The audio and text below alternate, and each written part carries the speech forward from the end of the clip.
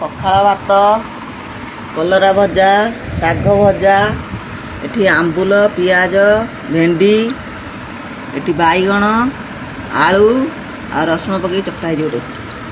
ଚାଲନ୍ତୁ ଖାଇବା।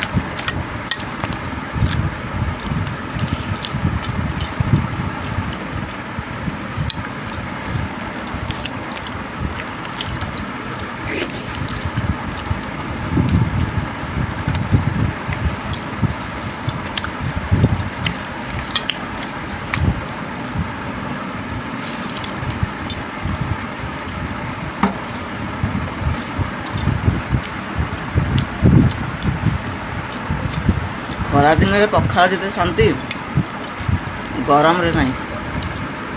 ଗରମ ଭାତ ଇଚ୍ଛା ହଉନି ଖାଇବାକୁ।